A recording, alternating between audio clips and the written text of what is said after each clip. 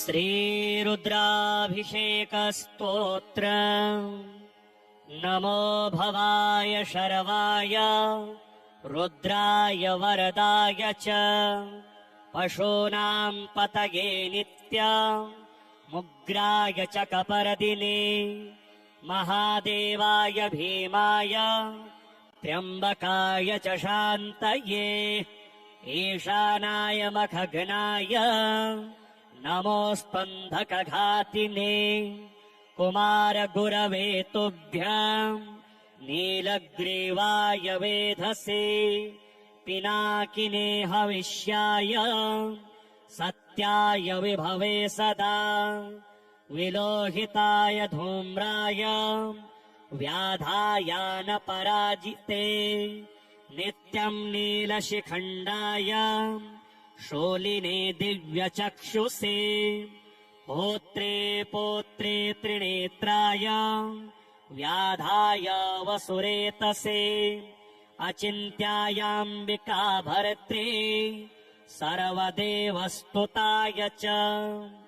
वृषध्वजाय मुण्डाय जटिने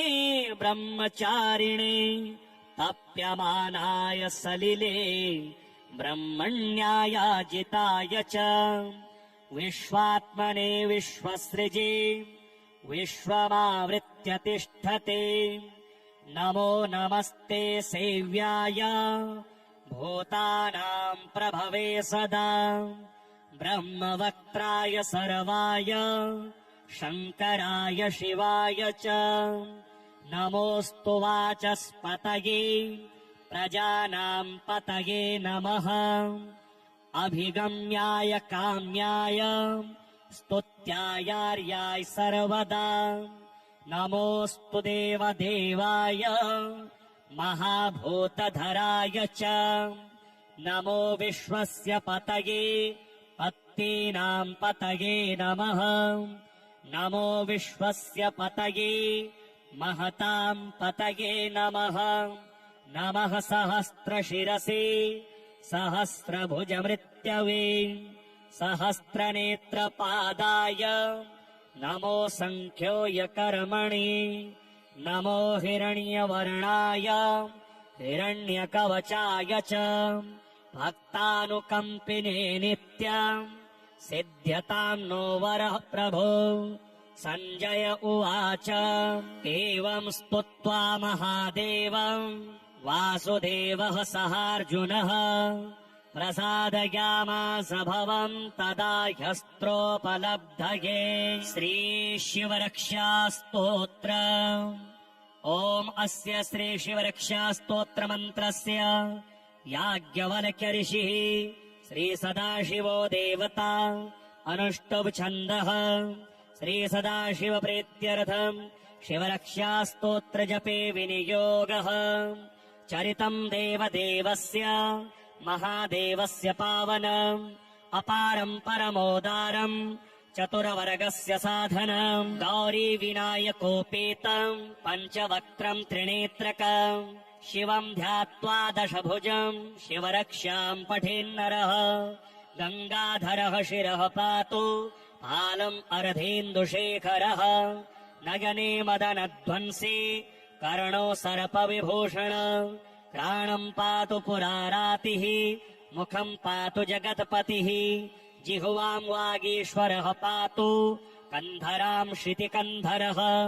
श्रीकण्ठः पातु मे कण्ठम् स्कन्धौ विश्वधुरन्धरः भुजौ भूभारसंहरता करौ पातु पिनाकधृक हृदयम् शङ्करः पातु जठरम् गिरिजापतिः नाभिम् मृत्युञ्जयः पातु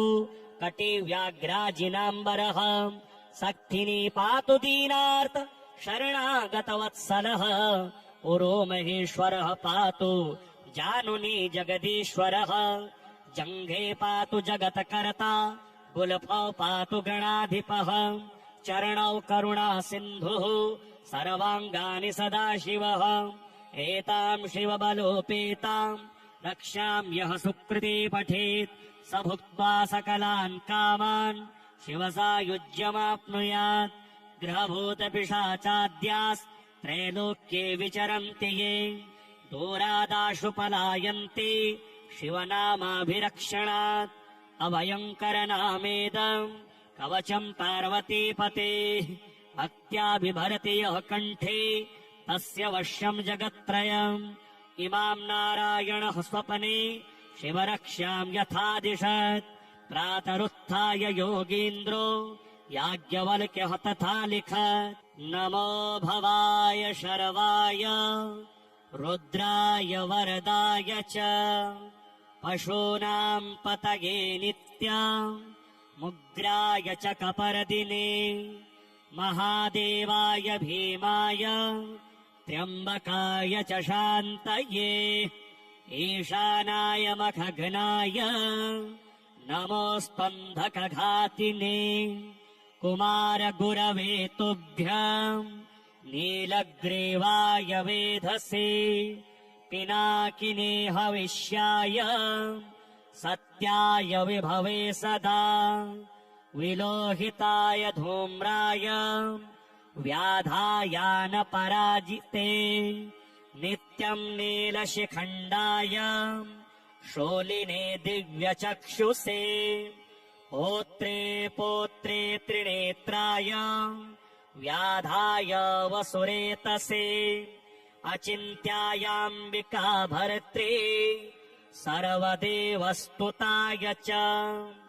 वृषध्वजाय मुण्डाय जटिने ब्रह्मचारिणे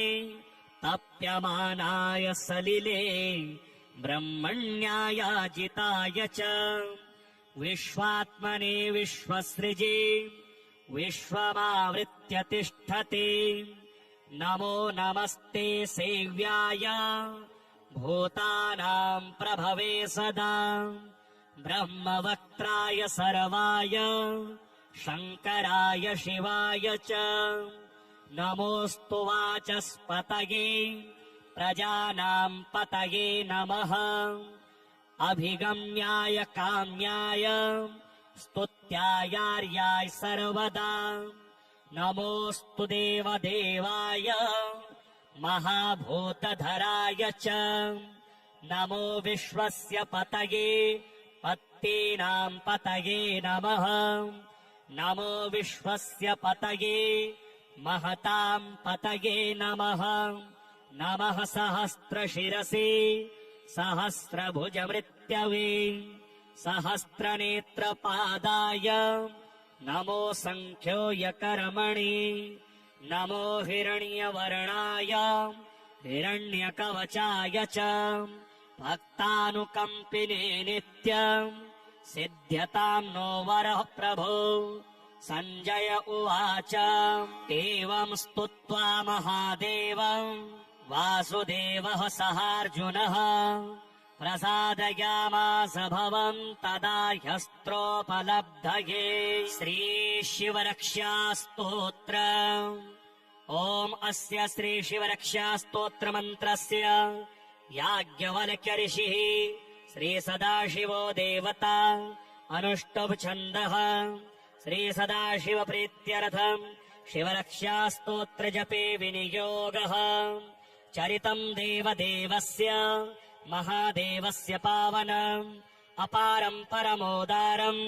चतुरवर्गस्य साधनम् गौरी विनायकोपेतम् पञ्चवक्त्रम् त्रिनेत्रकम् शिवम् ध्यात्वा दशभुजम् शिवरक्षाम् पठेन्नरः गङ्गाधरः शिरः पातु फालम् अर्धेन्दुशेखरः नयने मदनध्वंसी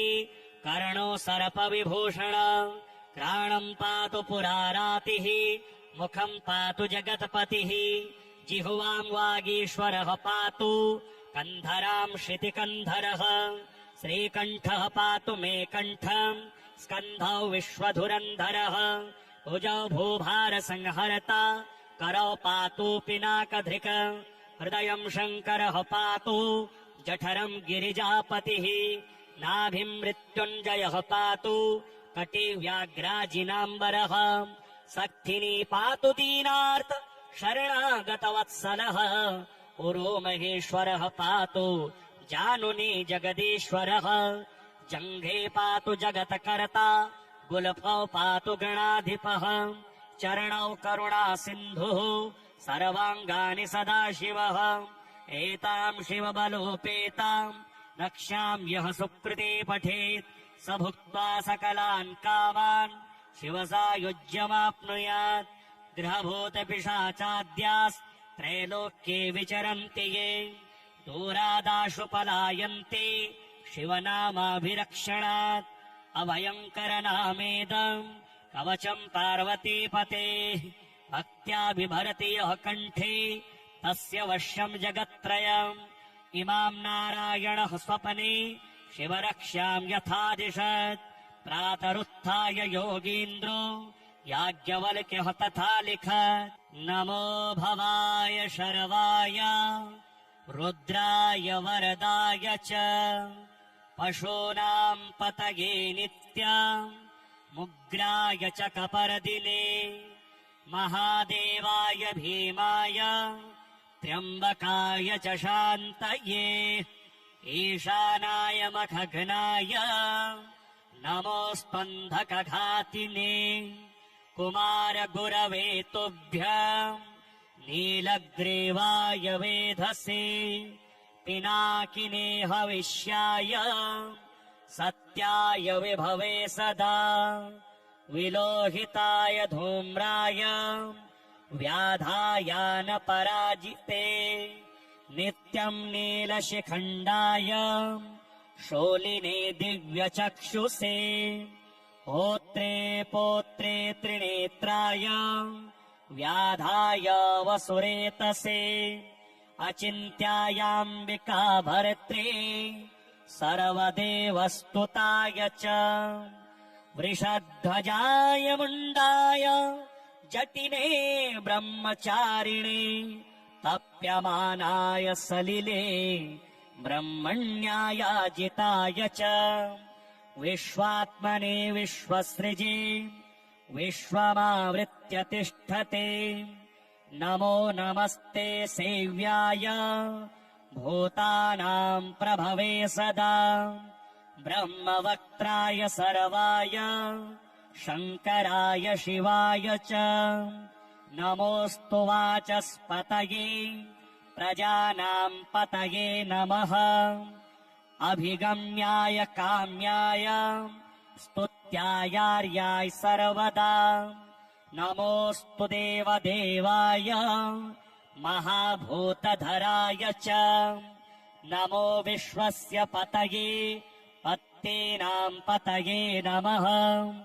नमो विश्वस्य पतये महताम् पतये नमः नमः सहस्रशिरसे सहस्रभुजमृत्यवे सहस्रनेत्रपादाय नमो सङ्ख्योऽयकर्मणि नमो हिरण्यवर्णाय हिरण्यकवचाय च भक्तानुकम्पिने नित्यम् सिद्ध्यताम् नो वरः प्रभो सञ्जय उवाच एवम् स्तुत्वा महादेवम् वासुदेवः सहार्जुनः प्रसादयामास भवम् तदा ह्यस्त्रोपलब्धये श्रीशिवरक्षास्तोत्र ॐ अस्य श्रीशिवरक्षास्तोत्रमन्त्रस्य याज्ञवल्क्य ऋषिः श्रीसदाशिवो देवता अनुष्टुप् छन्दः श्रीसदाशिवप्रीत्यर्थम् शिवरक्षास्तोत्रजपे विनियोगः चरितम् देवदेवस्य महादेवस्य पावनम् अपारम् परमोदारम् चतुरवर्गस्य साधनम् गौरी विनायकोपेतम् पञ्चवक्त्रम् त्रिनेत्रकम् शिवम् ध्यात्वा दशभुजम् शिवरक्षाम् पठेन्नरः गङ्गाधरः शिरः पातु फालम् अर्धेन्दुशेखरः नयने मदनध्वंसी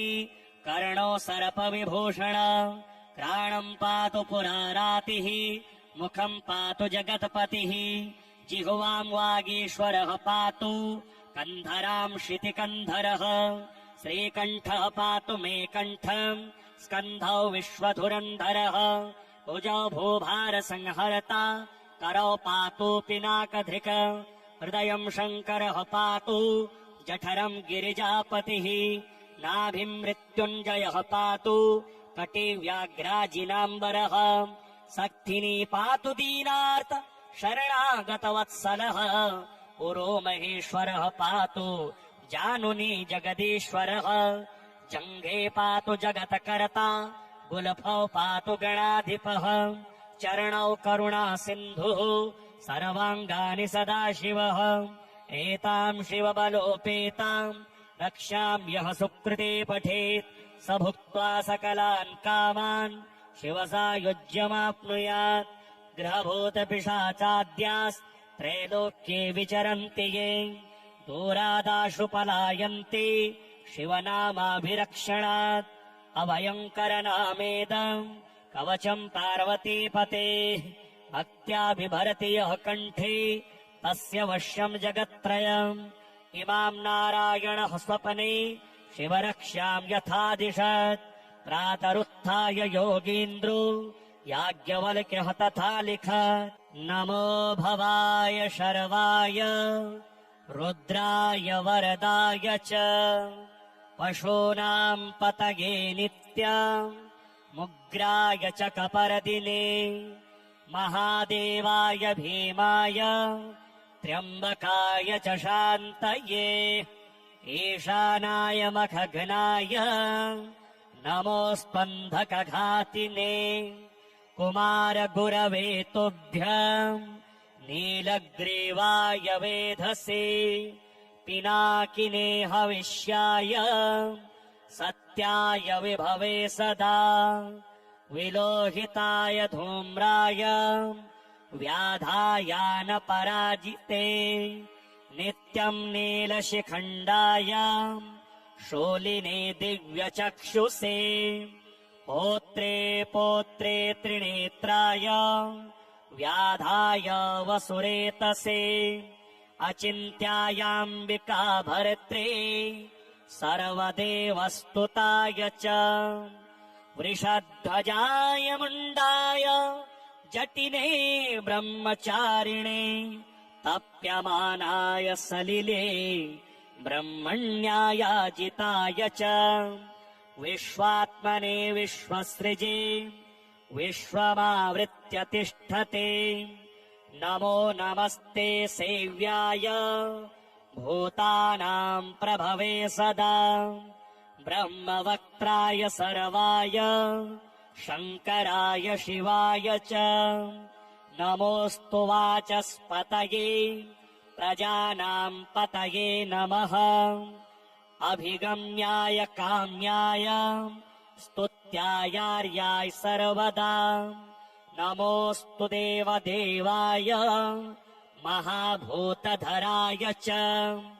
नमो विश्वस्य पतये पत्तेनाम् पतये नमः नमो विश्वस्य पतये महताम् पतये नमः नमः सहस्रशिरसे सहस्रभुजमृत्यवे सहस्रनेत्रपादाय नमो सङ्ख्योऽयकर्मणि नमो हिरण्यवर्णाय हिरण्यकवचाय च भक्तानुकम्पिने नित्यम् सिद्ध्यताम् नो वरः प्रभो सञ्जय उवाच एवम् स्तुत्वा महादेवम् वासुदेवः सहार्जुनः प्रसादयामास भवम् तदा ह्यस्त्रोपलब्धये श्रीशिवरक्षास्तोत्र ॐ अस्य श्रीशिवरक्षास्तोत्रमन्त्रस्य याज्ञवल्क्य ऋषिः श्रीसदाशिवो देवता अनुष्टुप् छन्दः श्रीसदाशिवप्रीत्यर्थम् शिवरक्षास्तोत्रजपे विनियोगः चरितम् देवदेवस्य महादेवस्य पावनम् अपारम् परमोदारम् चतुरवर्गस्य साधनम् गौरी विनायकोपेतम् पञ्चवक्त्रम् त्रिनेत्रकम् शिवम् ध्यात्वा दशभुजम् शिवरक्ष्याम् पठेन्नरः गङ्गाधरः शिरः पातु फालम् अर्धेन्दुशेखरः नयने मदनध्वंसी कर्णो सर्पविभूषण प्राणम् पातु पुरारातिः मुखम् पातु जगत्पतिः जिह्वाम् वागीश्वरः पातु कन्धराम् शितिकन्धरः श्रीकण्ठः पातु मे कण्ठम् स्कन्धौ विश्वधुरन्धरः भुजौ भूभारसंहर्ता करौ पातु पिनाकधृक् हृदयम् शङ्करः पातु जठरम् गिरिजापतिः नाभिम् मृत्युञ्जयः पातु कटिव्याघ्राजिनाम्बरः सक्थिनी पातु दीनार्त शरणागतवत्सलः पुरो महेश्वरः पातु जानुनी जगदीश्वरः जङ्घे पातु जगत्कर्ता गुल्फौ पातु गणाधिपः चरणौ करुणा सिन्धुः सर्वाङ्गानि सदाशिवः एताम् शिवबलोपेताम् रक्ष्याम् यः सुकृती पठेत् स भुक्त्वा सकलान् कामान् शिवसायुज्यमाप्नुयात् ग्रहभूतपिशाचाद्यास्त्रैलोक्ये विचरन्ति ये दूरादाशु पलायन्ते शिवनामाभिरक्षणात् अभयङ्करनामेदम् कवचम् पार्वतीपतेः भक्त्या बिभरति यः कण्ठे तस्य वश्यम् जगत्त्रयम् इमाम् नारायणः स्वपने शिवरक्ष्याम् यथादिशत् प्रातरुत्थाय योगीन्द्रो याज्ञवल्क्यः तथा लिखत् नमो भवाय शर्वाय रुद्राय वरदाय च पशूनाम् पतये नित्य मुग्राय च कपर्दिने महादेवाय भीमाय त्र्यम्बकाय च शान्तये ईशानाय मखघ्नाय नमोऽस्पन्धकघातिने कुमारगुरवे तुभ्यम् नीलग्रीवाय वेधसे पिनाकिने हविष्याय सत्याय विभवे सदा विलोहिताय धूम्राय व्याधायानपराजिते नित्यम् नीलशिखण्डाय शूलिने दिव्यचक्षुषे होत्रे पोत्रे त्रिनेत्राय व्याधाय वसुरेतसे अचिन्त्यायाम्बिका भर्त्रे सर्वदेवस्तुताय च वृषध्वजाय मुण्डाय जटिने ब्रह्मचारिणे तप्यमानाय सलिले ब्रह्मण्यायाजिताय च विश्वात्मने विश्वसृजे विश्वमावृत्य तिष्ठते नमो नमस्ते सेव्याय भूतानाम् प्रभवे सदा ब्रह्मवक्त्राय सर्वाय शङ्कराय शिवाय च नमोऽस्तु वाचस्पतये प्रजानाम् पतये नमः अभिगम्याय काम्याय स्तुत्यायार्याय सर्वदा नमोऽस्तु देवदेवाय महाभूतधराय च नमो विश्वस्य पतये पत्नीनाम् पतये नमः नमो विश्वस्य पतये महताम् पतये नमः नमः सहस्रशिरसे सहस्रभुजमृत्यवे सहस्रनेत्रपादाय नमो सङ्ख्योऽयकर्मणि नमो हिरण्यवर्णाय हिरण्यकवचाय च भक्तानुकम्पिने नित्यम् सिद्ध्यताम् नो वरः प्रभो सञ्जय उवाच एवम् स्तुत्वा महादेवम् वासुदेवः सहार्जुनः प्रसादयामास भवम् तदा ह्यस्त्रोपलब्धये श्रीशिवरक्षास्तोत्र ॐ अस्य श्रीशिवरक्षास्तोत्रमन्त्रस्य याज्ञवल्क्य ऋषिः श्रीसदाशिवो देवता अनुष्टुप् छन्दः श्रीसदाशिवप्रीत्यर्थम् शिवरक्षास्तोत्रजपे विनियोगः चरितम् देवदेवस्य महादेवस्य पावनम् अपारम् परमोदारम् चतुरवर्गस्य साधनम् गौरी विनायकोपेतम् पञ्चवक्त्रम् त्रिनेत्रकम् शिवम् ध्यात्वा दशभुजम् शिवरक्ष्याम् पठेन्नरः गङ्गाधरः शिरः पातु पालम् अर्धेन्दुशेखरः नयने मदनध्वंसी कर्णो सर्पविभूषण घ्राणम् पातु पुरारातिः मुखम् पातु जगत्पतिः जिह्वाम् वागीश्वरः पातु कन्धराम् शितिकन्धरः श्रीकण्ठः पातु मे कण्ठम् स्कन्धौ विश्वधुरन्धरः भुजौ भूभारसंहर्ता करौ पातु पिनाकधृक हृदयम् शङ्करः पातु जठरम् गिरिजापतिः नाभिम् मृत्युञ्जयः पातु कटिव्याघ्राजिनाम्बरः सक्थिनी पातु दीनार्त शरणागतवत्सलः पुरो महेश्वरः पातु जानुनी जगदीश्वरः जङ्घे पातु जगत्कर्ता गुल्फौ पातु गणाधिपः चरणौ करुणा सिन्धुः सर्वाङ्गानि सदाशिवः एताम् शिवबलोपेताम् रक्ष्याम् यः सुकृती पठेत् स भुक्त्वा सकलान् कामान् शिवसायुज्यमाप्नुयात् ग्रहभूतपिशाचाद्यास्त्रैलोक्ये विचरन्ति ये दूरादाशुपलायन्ति शिवनामाभिरक्षणात् अभयङ्करनामेदम् कवचम् पार्वतीपतेः भक्त्या बिभरति यः कण्ठे तस्य वश्यम् जगत्त्रयम् इमाम् नारायणः स्वपने शिवरक्ष्याम् यथादिशत् प्रातरुत्थाय योगीन्द्रो याज्ञवल्क्यः तथा लिखत्।